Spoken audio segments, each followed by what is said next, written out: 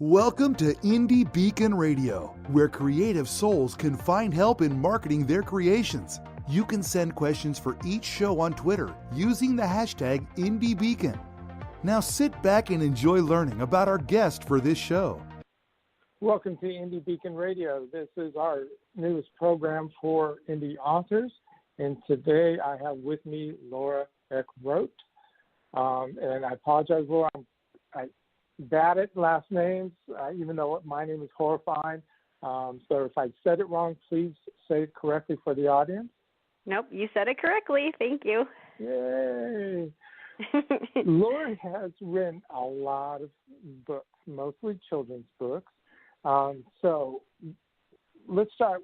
I'm not aware of any new ones coming out, but are there any new ones for you coming out? I just had it's called, my first chapter book for children just came out in the fall, and it's called The Lost Tooth. So that one was just released recently, and I'm in the midst of having a third Muffin book out, so it'll be the third one in the series of my Muffin book. So that should come out hopefully end of summer or early fall in 2018. So, yep. So with the chapter book, is this a progression to move along with as your earlier readers are aging? Yes, and it's kind of funny because quite a few years ago, I guess maybe 5, 6 years ago now, I met this young boy at one of my events, and he stood at my table, and I think I had 3 books at the time, or maybe 4, and he was reading my books, and he asked if he could. I said sure. So he was reading them, and then he's like, well, I'm too old for these, but I'm looking for one for my sister. And then so he walked away and then came back, and he bought one for his sister. And then he said to me, he goes, you're a pretty good author. He goes, I'm going to give you a challenge. Someday you need to write a chapter book. and that was his challenge to me.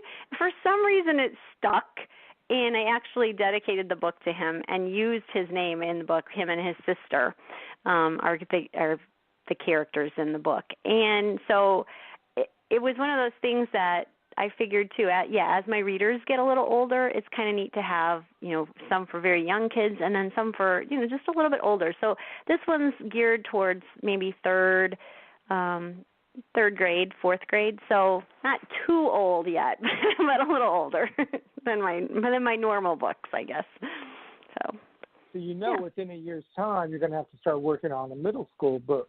I know. I fear that may have to happen, but my heart is still with the little kids. So we'll see. Maybe is that a challenge? Are you challenging me? Is that what you're doing? I am, and I know you're up to it too. So. Yep. So you started with Muffin, and for our audience, why don't you describe who or what Muffin is? Okay. Well, this was in 2010.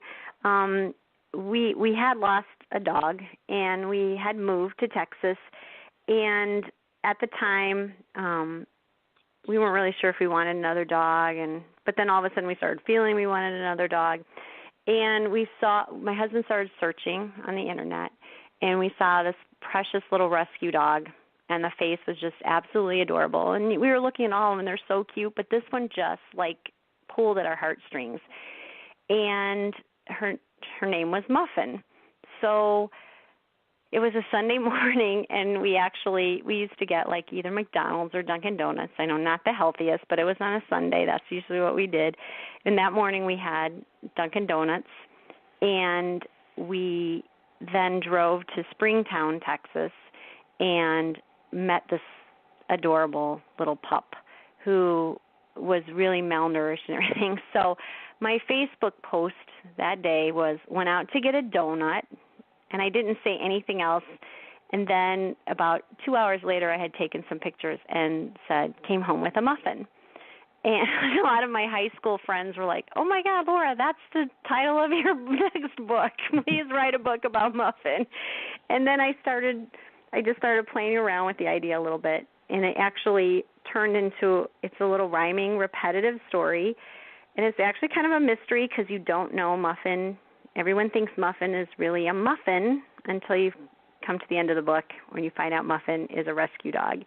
And and it's actually a song that I sing, and I don't know where that all came from, but Muffin just brought out that in me, and now she has 2 books, and she's actually very famous. A lot of people know Muffin, so that's Muffin, and that's her story. So she's and you still take Muffin with you from time to time too. I do. Muffin is Muffin is she's certified. She's reading certified. She can come to schools with me and libraries, and she comes to some events and just kind of hangs out and loves when the kids just lay on her and pet her and read to her, and she eats that up. When I get my books ready, and sometimes I don't take her, she looks really sad, but when she gets to go, she just loves it. She absolutely loves it. So, yeah. And from that one, then you created What's in the Corner of Muffin Tell. Tell our listeners what that is.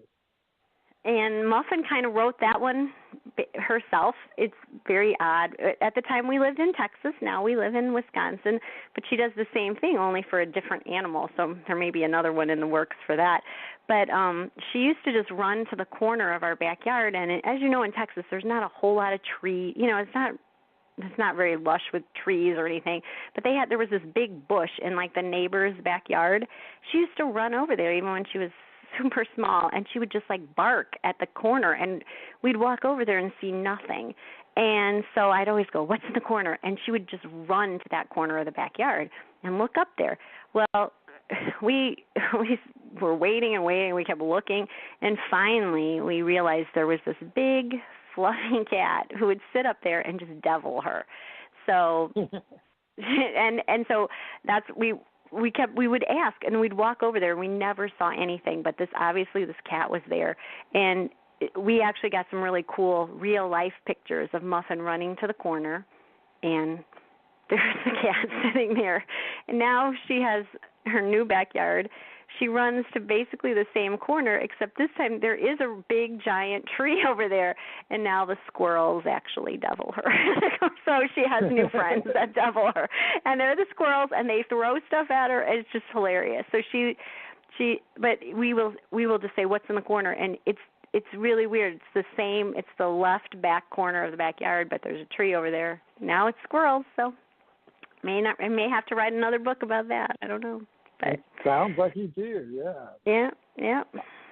Now, you've got several other books. You have The Life of Bud. Yep. That came in around about the time that Went Out to Get a Donut, but just slightly after. Is that right? No, that actually is my first book. The Life of Bud was my first book. So that was in 2008. And then I had a Simpler Time in 2009, and then Went Out to Get a Donut was in 2010. So I was like kind of quick there with my first 3 books came out pretty quick. Yeah, my husband calls The Life of Bud and A Simpler Time my serious books, and then my Muffin books are my silly side. So kind of have that going on. So The Life of Bud is designed for what age group? It's really for kids. It's actually for kids of all ages. My husband and a lot of people, teacher friends, and a lot of my friends also tell me it is a very good book for adults as well. And the reason I say that, Ellen, is because I wrote it at a kind of it took me about 10 years to write that book, which is insane because I had written it for a long time, and that's when I was a closet writer, and I would write and then put it away and bring it back out. Could never really find an ending that I really liked.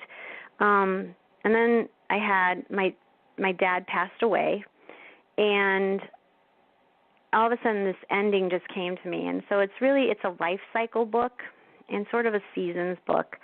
But it's so funny because when I read it to children, and it's for kids like really kindergarten through like 4th, 5th grade, but when I read it to little kids, they see all the excitement of the changes that happen every year in your life and how you're growing up and how sometimes you're scared to let go of things, but every year is a new chapter in your life. And so it's kind of a neat book to read that to kids that way, and they see Bud, and he's not letting go of the tree and all that. But then I've had adults read it, and it's touched very deeply of someone they've lost, and looking back at all the memories. And I've actually been very blessed to have done this and feel very honored to have done it.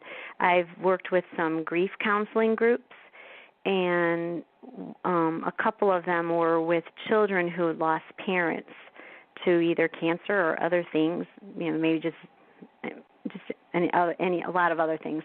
But I've worked with children, and they've made picture quilts of seasons and the things that they really enjoyed and had memories of with their parents. And so the book has many different levels and different things. So it kind of depends which group I'm reading it to as to what happens with that book. So it's taken on a whole kind of life of its own, like all different ways. And I feel really, it really touches me that some people have actually given it to someone maybe that has lost a loved one, and then some kids and teachers use it in their classroom to teach the life cycle. And I think it's just really neat that book has lots of different uses. So it's kind of neat to me to see that over the years change and evolve. So. Well, we just have a few seconds left before our commercial break, but if you would please tell people where they can find your books and also how to follow you on social media. Okay, you can, my books are on Amazon, and also I have a new publisher, and it's Who Chains You. It's 3 words, whochainsyou.com, and my books are there, and I am at lauraeckroat.blogspot.com. You can see me there. And for following you on social media, do you have a yeah, that's true. I'm sorry. Laura Eckroat, blogspot.com is my website, and you can follow me at, you can go to my Facebook page, is Laura Eckroat, or there's also a Life of Bud page, so you can go there as well. And if you would, please spell your last name so people get it correctly. Sure. My first, it's Laura, which is Laura, because some people spell that different, but it's Laura, and the last name is Eckroat. It's Eckroat. Wonderful. Well, we will be right back in just a second after our commercial. Well, hello there, my friends. My name is Randy James, independent voiceover producer in the Dallas, Texas area, available to write and record a 30-second commercial, much like the one you're hearing right now. It's a great way to help increase awareness and exposure to your book title.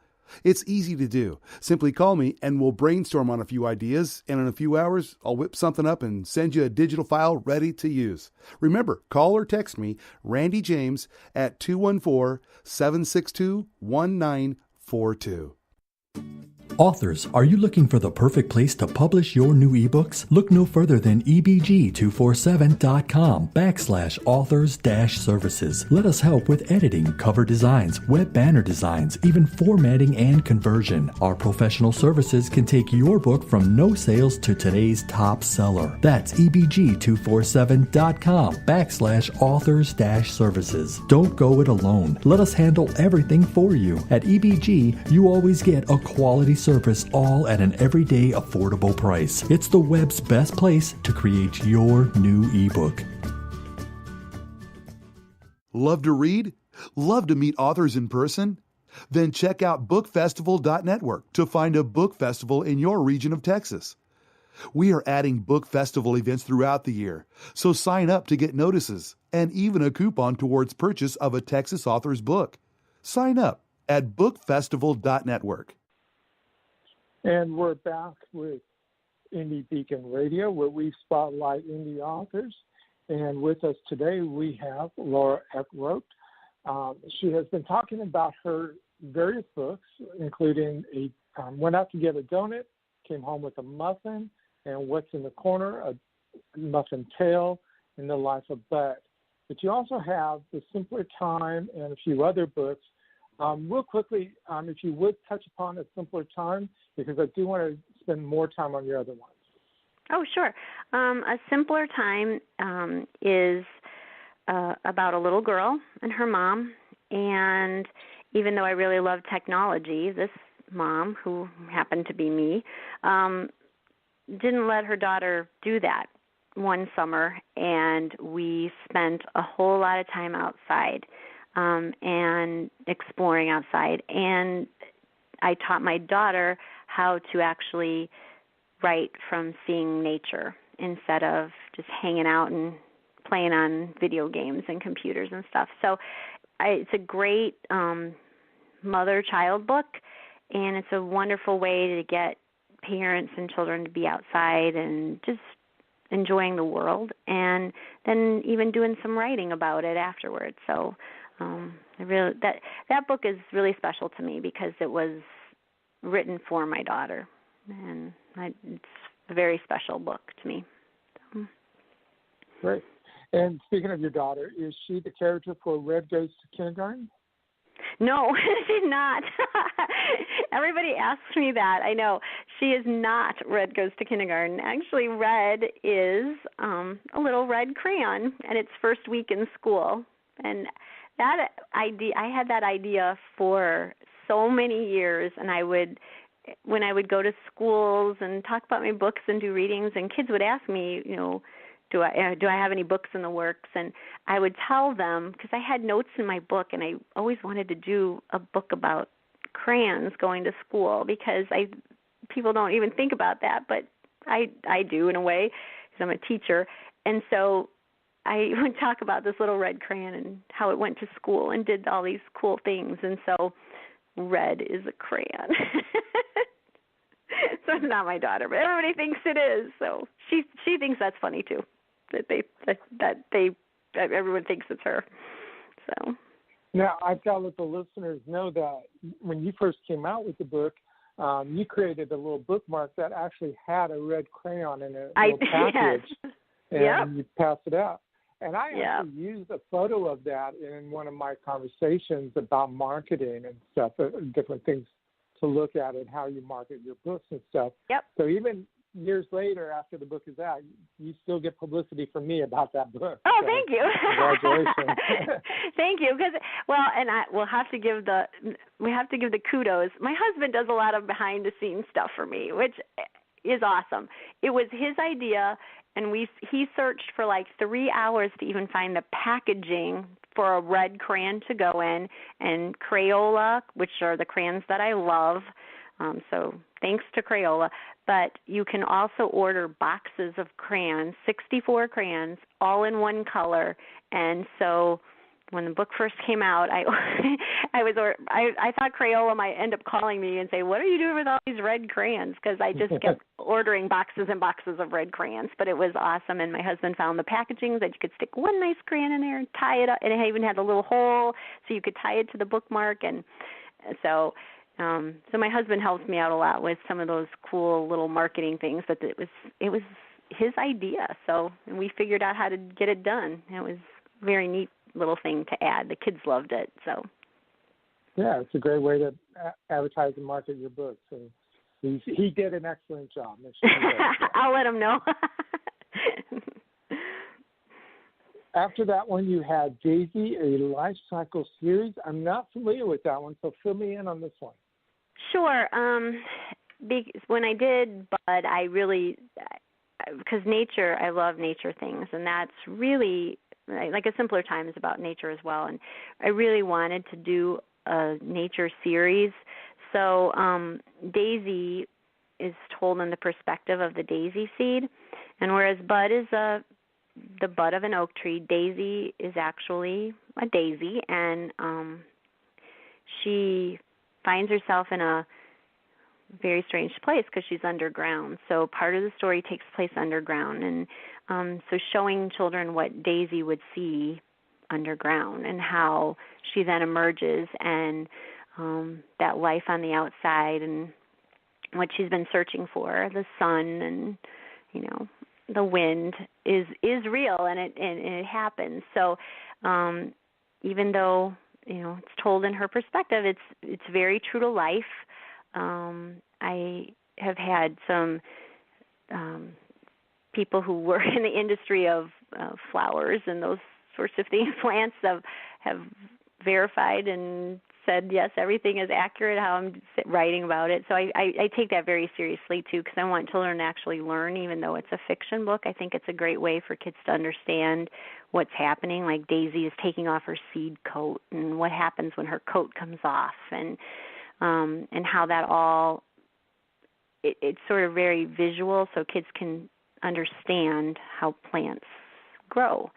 And so it's told that way. I am working on some more books. I have Daphne, who is a dragonfly, and so it's the life cycle of dragonfly.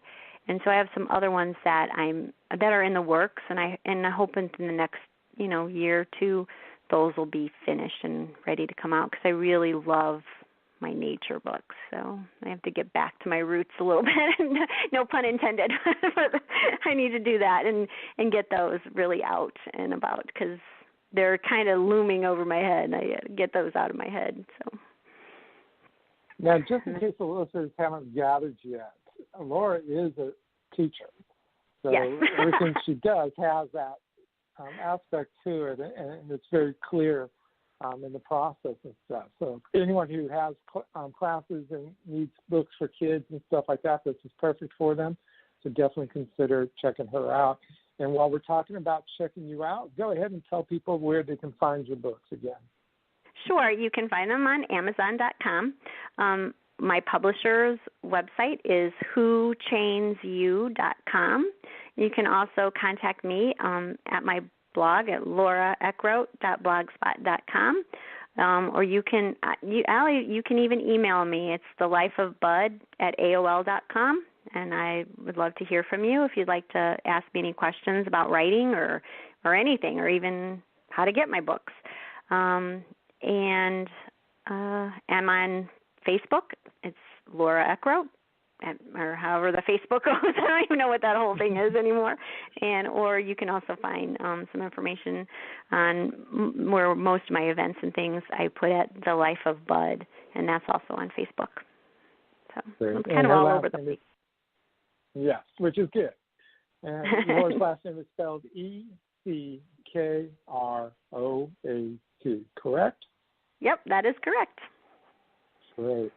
Now, you mentioned earlier in our first segment that you were working on a third book for Muffin. Do tell. I am. A couple of years ago, we ended up getting a brand new puppy for Muffin, because we had Muffin just by her. We had two dogs at the time. Then our dog went to cross that rainbow bridge, and then Muffin was just an only dog, and we found that she kind of, even though she was a really puppy dog and loved to play, there were times she looked really sad and kind of seemed like she wanted a friend. So we finally did it, and we got her a puppy, and her puppy's name is Shadow. And so this is another Muffin tale about Muffin's shadow.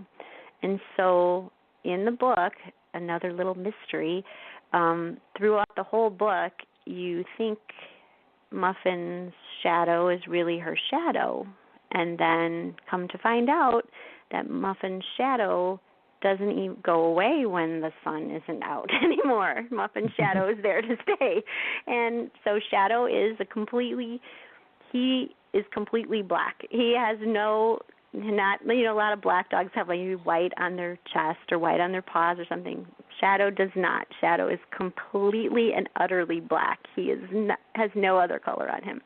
So he does look like her shadow, and he lays right next to her. He sits on top of her. He does everything like a shadow would do in real life. So that is the next book. So it's cute. I like it. Bring Shadow into. And what type of dog is Shadow? We're not really sure. When we rescued him, from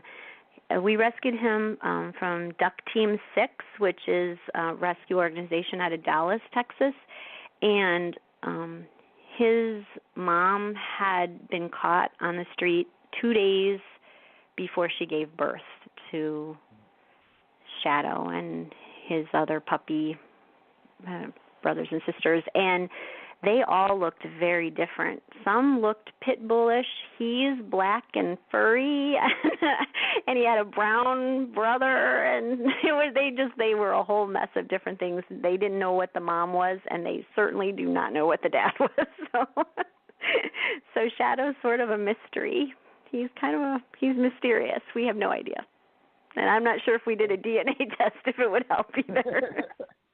He's very strange. His head is very smooth, and then his body and chest is very furry, and then he goes back to smooth again. So it's very strange, but he's super cute. So definitely something to look forward to in the book. Yeah, it's a fun one. It's a fun one. We only have a couple minutes left, and I'd like to have you give some words of advice for people who want to get into writing. My words of advice are to just do it. And a lot of people always ask me, how do I start writing? I'm like, well, you just have to write. And they'll ask me, how long have I written? And sometimes I feel almost flip when I answer because I've written in my entire life. And I had a journal even when I was in second, third, fourth grade, and always wrote stories. And as a kid, I always said, someday one of my things I want to do when I grow up is to have a book published. And I think if it's in you and you really want to do it, you just have to just go for it and be passionate about it. And I just always loved writing. And so I think that's the thing. If you have a story to tell, you just need to do it. And if you're scared, you just still need to do it and maybe have a couple friends read it or something. And, I don't know if you always have to join a writing group or something, because sometimes that's intimidating for people. I think you just do it and see what happens with it, because even if it doesn't get published, if you've written something from your heart and someone's read it, then it's worth reading.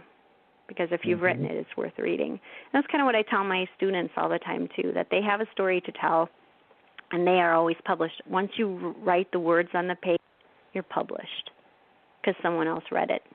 So I think that's people, if you really want to write, just do it.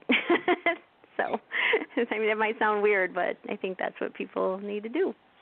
So. Well, great. Well, we are at the end of the show, and I do thank you very much for your time, and we wish you the best of luck. All right. Well, thank you, Alan. I appreciate it. Thank you for listening to Indie Beacon Radio, where creative souls can find help in marketing their creations. To learn more about Indie Beacon services, to be a guest on the show, or to advertise on our show, please visit our website at indiebeacon.com.